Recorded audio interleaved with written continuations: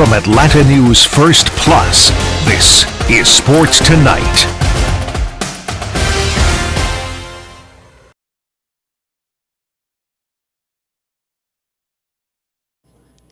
Welcome in to Sports Tonight. Emily Gagnon here, along with my girl, Ellie Parker, on a Tuesday, November 14th. Ellie, what's been going on? We haven't done this, since last week? We were talking all kinds of great things last week, but how's your week going so far? It's going okay. I know I promised to talk about my sister's goats with you. That's right. Unfortunately, plans have changed, so I won't get to see the goats. At least I will get to see her dogs, who I love, and hopefully I will get her to give me a couple pictures so I can show them on the show. I would love that. So here's the deal. So Ellie, for Thanksgiving, she's going back home, right? Or you're going to your sister's. You're not going back home. You're going to your sister's. The plans have changed. I'm going back straight to Chicago, which is where I'm from. Okay. And she is coming to us. Oh, so that's why you don't get to see the goats. Yes, but she's bringing the dogs. Okay, great. Well, I love that. So that means you get to see the dogs, but not the goats and the cats. So Ellie's sister has a lot of, was it land? Or does she have a farm? It's quite a bit of land. Okay. And she uses her land in the way that I would. And she has goats and cats. And I love all of the things. And, of course, Ellie's talking about the dogs, which is the least of my concern because I love kitty cats and I would love to hang out with goats. So, okay, Thanksgiving in Chicago sounds good to me, though. It's very nice. It'll be very nice to go back home and see some of my family. Well, I love that. Let's get started with the Falcons today. Arthur Smith, we talked about it yesterday, possibly being on the hot seat. Ellie, I don't know if you've heard me say this before, but perhaps you have. So just, go along with me here. Before the season started during training camp, owner Arthur Blank met with the media, said that Terry Fontenot, who's the GM, and then head coach Arthur Smith, that they're on a 3-year plan and they're in year 3 of their 3-year plan. So that kind of told me, and I could have just interpreted it the wrong way, but that told me that, well, indeed, after 3 years, that perhaps there would be a change if things did not change, with the Falcons. Yeah, what's the point of a 3-year plan if you're allowing it to go to year 4? What are we doing here? Right. So, so far, the season started off kind of hot. I think Falcons fans were super jacked. They got some wins there to start the season, but it has been rough. They lost to the Cardinals. I know. To the 1-8 Arizona Cardinals. How? Yeah. Well, I mean, they did it. So it's been rough as of late. They've lost 4 of their last 5. They've lost 3 in a row. But something came out yesterday saying that no matter what, it doesn't look like there's going to be a change at head coach. That Arthur Smith would have to just lose the team completely, I believe. Or there'd have to be a complete meltdown for Arthur Blank to change directions if there needs to be a complete meltdown, what is 4 of 5? What is losing 4 of 5 to other than a complete meltdown? No, I'm with you on that, right? So that's like kind of the issue, right, is that this is my thing, right? And I guess this is my point that I want to make tonight. The Falcons have always just been the Falcons, and they do Falcons things, and they lose in big moments, and they get these opportunities, and then they don't take advantage of them. And you know why? It's because they're not being aggressive enough on the business side of things.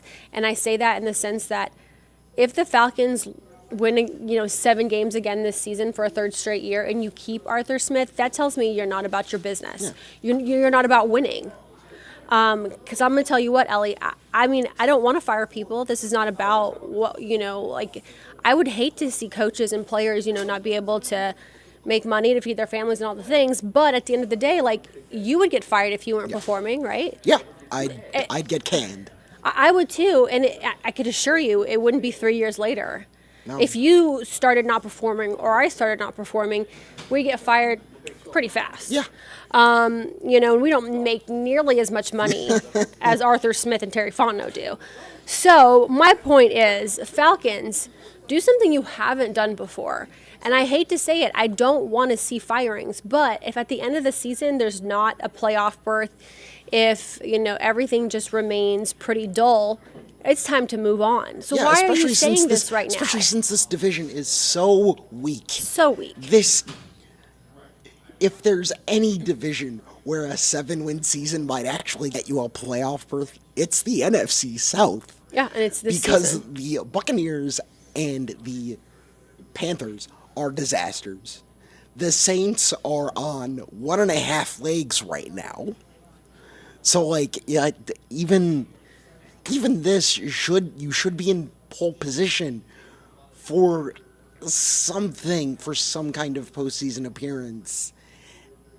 And they're not. Yeah, it's embarrassing, quite frankly.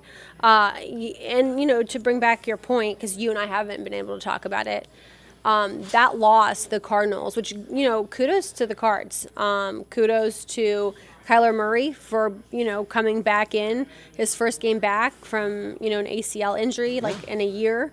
He came back and he looked great. He didn't look like he skipped a beat. Yeah, he looked great. He looked like something close to what you expect a number 1 pick to be. Yeah, and he ran circles around the Falcons.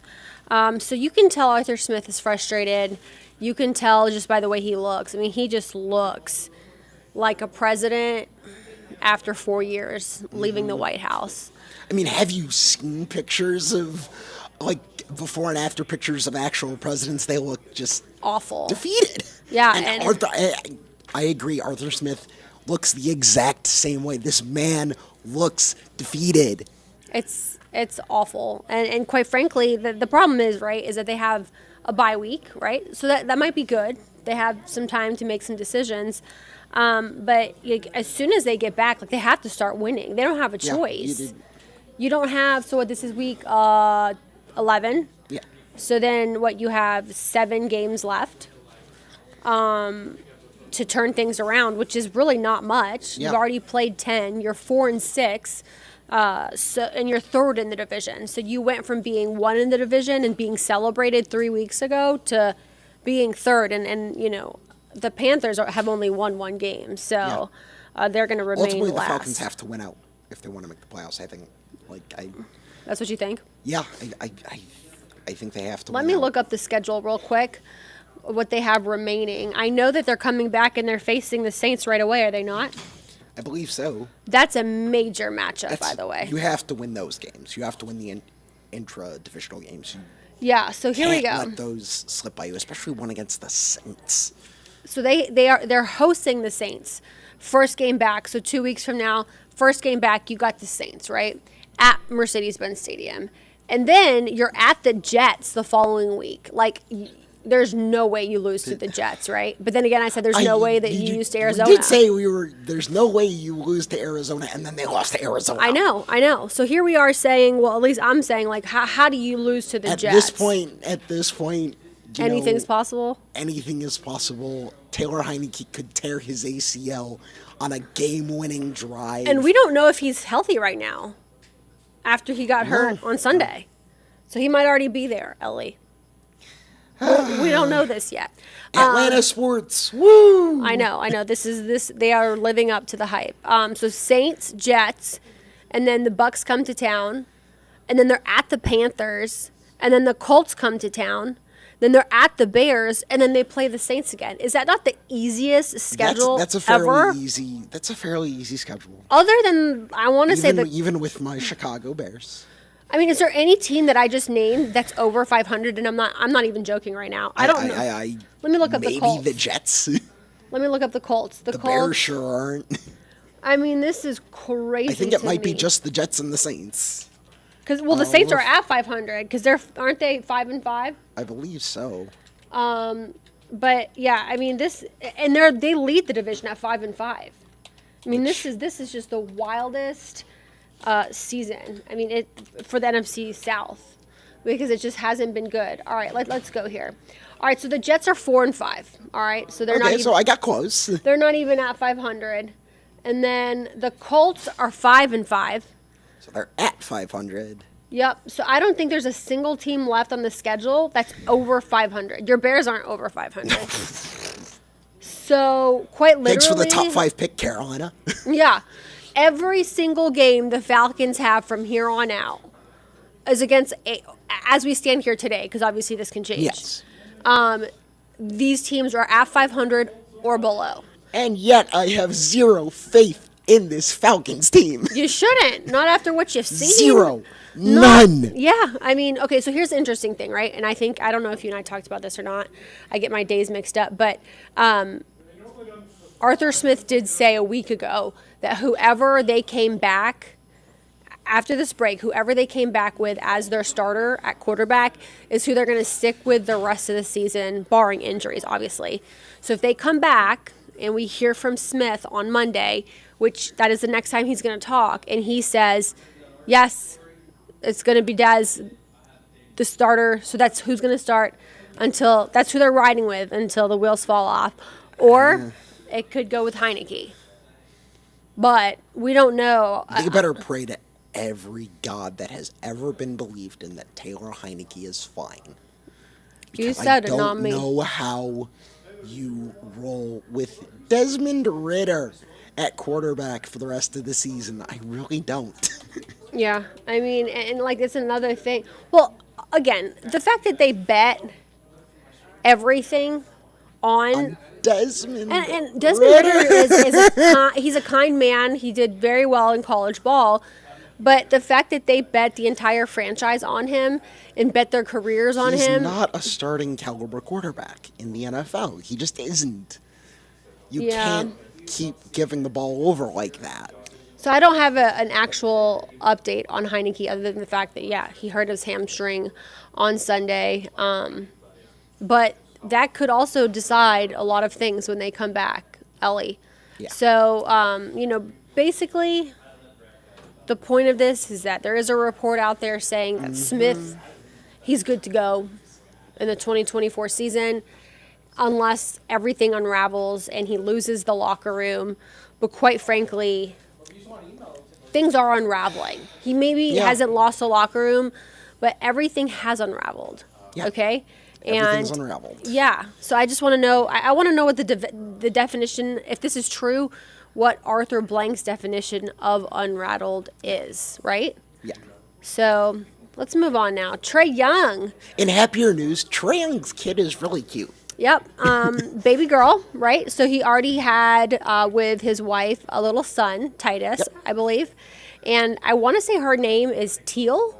I believe so. Teal Dove, I think, is I saw her name. So Shelby and Trae Young had their second baby. So now they have a little boy and a little girl, very close in age. So she's going to have 2 under 2. And that's just, my best girlfriend Sarah went through that. And that is all kinds of interesting times. But yeah, so he will not be playing tonight in Detroit. It is the start of the in-season tournament for the Hawks, which I still don't completely understand. I don't know if you completely get it. I don't completely get it, but oh God, those courts are hideous. They're interesting. But hey, it's something different. Insofar as Trae Young is concerned, he should take his time, be with his wife for a while. Yeah, no, that's the right thing to do. Be with the kid for a few days. Thankfully, both mother and baby are fine. Yeah. Young so parents. Congratulations to Trae Young and his wife. Yeah. Kid number 2. I would assume, though, don't you think we see Trae Young tomorrow? Because they play again tomorrow, back to back. So we'll see them back home against the Knicks. And I have to believe there's no way he's not playing against the Knicks. I think he comes back tomorrow. Yeah. If it wasn't in Atlanta, I'd feel differently. But, I might feel differently, too. Because it's in Atlanta, he's right here. Yeah. Why not? Why not? So in this in-season tournament, every team competes. 8 teams advance, 1 champion is crowned. There's 4 tournament night games, so that's 4 games, and a single elimination knockout stage. And this is happening, it started November 3rd, it goes through December 9th, so it's basically a month worth of competition. And I believe everything but the semifinals and the finals count as regular season games. Yes. Yep. So this is taking up a chunk of the regular season. Yeah. On those hideous courts. So Ellie doesn't like the courts. Absolutely hideous. They're using these like specially designed courts, and they're even worse than Oregon's Aren't they court. baby blue? Aren't they like some kind of blue or gray? They differ by team. Okay. Oh, okay. Like the Bulls one is just red. Is that right? I haven't Yeah, seen it. I'm They gonna have to look look terrible. that up. No, you don't. I'm gonna believe you on that. 100% believe you on that. But I apologize. I believe the payout for the champion is a couple million. Oh, is that right? See, I have not looked that up. Like I said, I'm still a little confused by it, but I like the fact that the NBA is trying Yes, I like to that do something the fact that different. The NBA is trying. Yeah, they want a bigger viewership, so this could be one way to do it, or even get the players more involved early in the season. So Ellie takes a huge issue with the courts of the in-season tournament, but there's other court drama going on, which I'm gonna let you tell us all about it. That was one hell of a segue, I'm going to say. Yeah. Okay, the Pac-12 is disintegrating before our very eyes, but Oregon State and Washington State have might have something to say about that. They are in court in Washington State today to determine who is on the board of the Pac-12. There was a temporary restraining order handed down earlier, preventing the Pac-12 board from meeting until we figured this out. On the one side, you've got Oregon State and Washington State. On the other side, you've got the 10 teams leaving the Pac-12. What's at stake is $500 million. Just $500 million. Just $500 million. Yeah, No just big deal. a measly, yeah. So it's basically, can Oregon State and Washington State use that money to entice however many other teams to come to a resurrected Pac-12, or can the 10 teams that are leaving screw with the money and leave Oregon State and Washington State bleeding on the side of the road? What do you think? I'm team Oregon State and Washington State here. You are? Yeah. Basically, the court case is: should the other 10 teams still have voting rights on the Pac-12 board? I say no. You're already planning gone. to leave. Yeah. Why are you making decisions for a conference you're no longer going to be a part of? Yep. I agree with that. I agree. But listen, I mean, before long, I don't even think conferences will exist. I think everything will have dissolved. Yeah. The Big Ten and the SEC. I mean, everything will just be one big old conference. Everybody's going to play everybody. Or Michigan leaves the NCAA entirely, and that's the first domino to fall in that direction. Yeah, like right now, what is the NCAA doing? I say that in the Not sense that, like, much. for a while, they punished so many teams for so many things. Then all of a sudden... You don't have to tell me about teams they punished. Well, yes, I don't want to remind you of bad times. However... I'm still angry. Don't be angry. Don't be angry. However, as soon as this thing called NIL started, the NCAA backed up. And they have just... They've lost all control. Yes, with they NIL. have quite literally... It's the wild, wild west out there. The state legislatures have literally bent the Yeah. NCAA over a table. Well, that's what happened, right? Is that governors, right? Governors, state legislatures, like... Yeah, have signed these laws into... Yeah, for example, in Missouri, Yeah, because I went to the University of Missouri, I still pay attention. yeah. The law is that at least in-state residents can sign NIL deals and get the money right away if they go to an in-state institution such as Mizzou or UMKC or St. Louis University or something like that. And the NCAA can do nothing about it. And it's literally written in the law that the NCAA can do nothing. I mean, they can't like override that, right? And literally written in these laws. Yeah, I mean, it may as well say the NCAA can do absolutely nothing. Suck it. I mean, they literally can't do any of it. And I remember, just like what you mentioned, Ron DeSantis in Florida signing that into law with like a bunch of former athletes around him. And athletes loved every second of it. So, the NCAA right now does not have much credibility, in my opinion.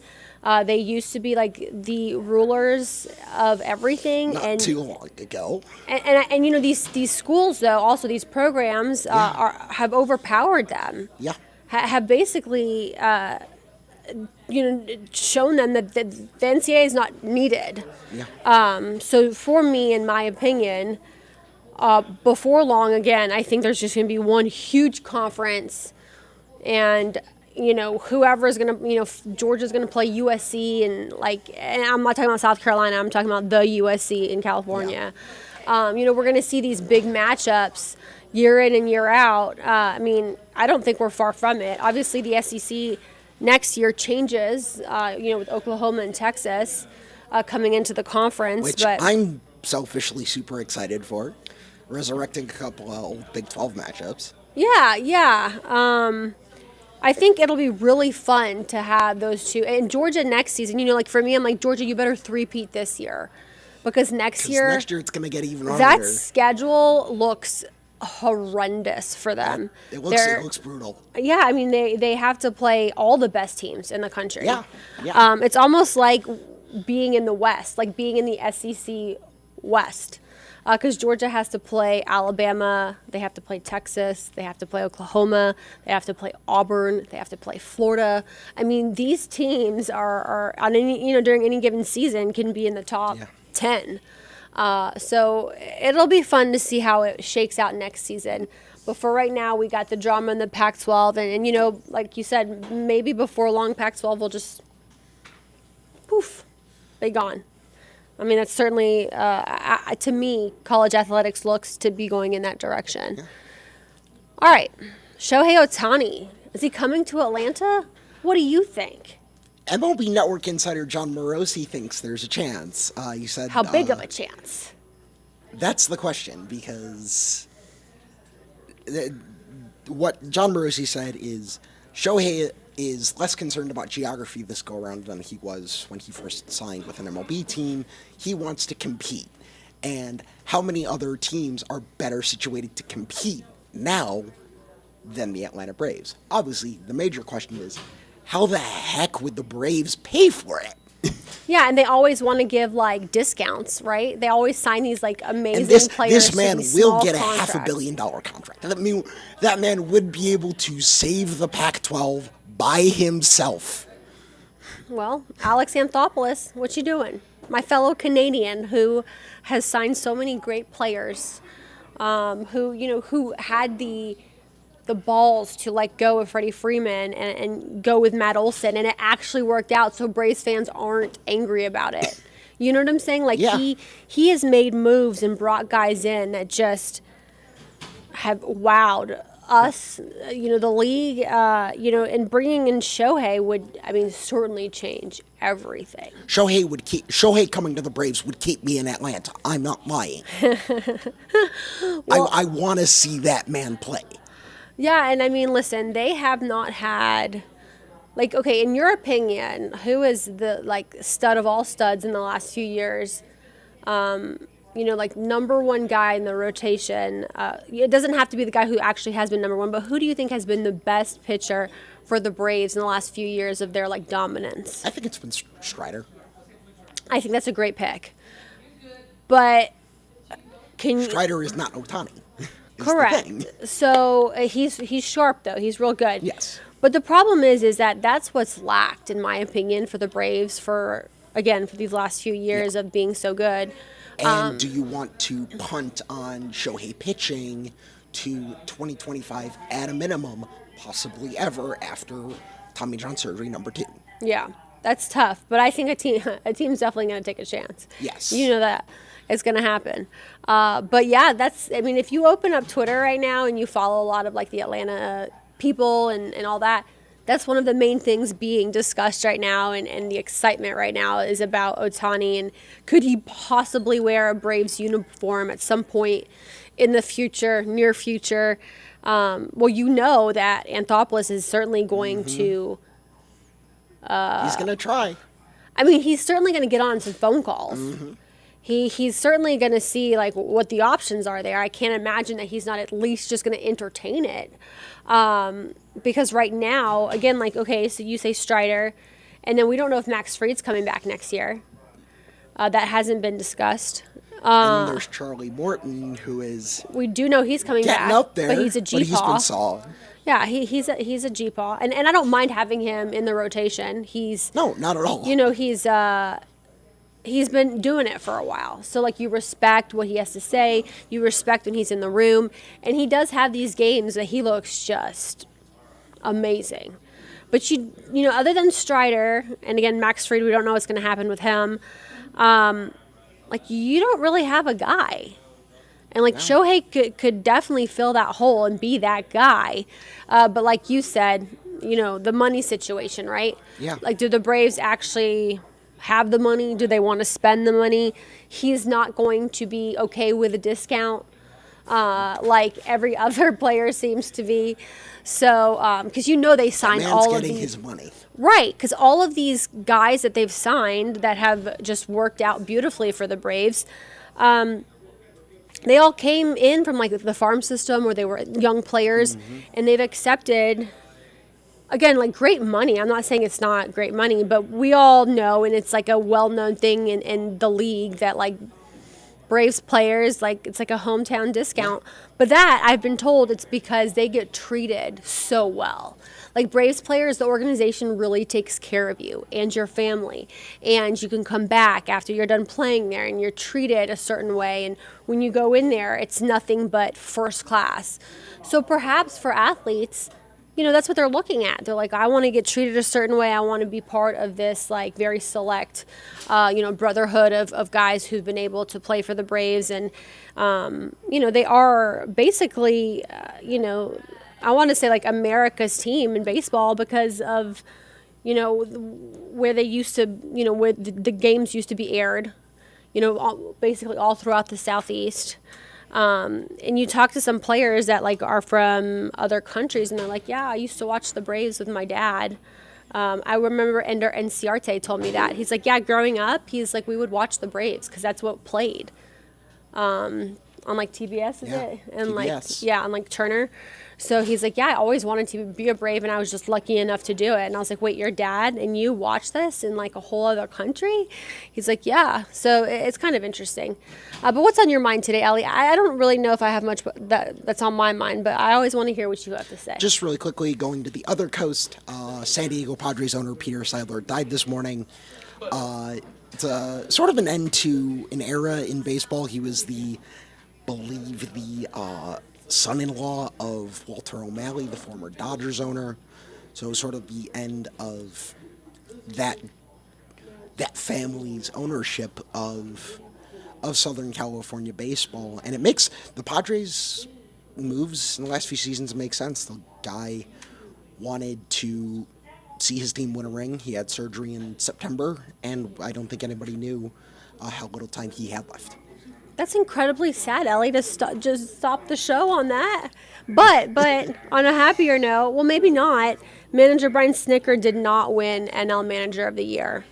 It was Miami's manager who did. That, you know, just came out within the last little bit. So I remembered I wanted to let you guys know that. All right, Ellie, I think we're done for the night. I think we're done. Thanks for joining us, guys. We'll try to make it better tomorrow when it comes to the ending and make it happier, perhaps. And we need some goat pictures. So you guys have a good night. Thank you for watching.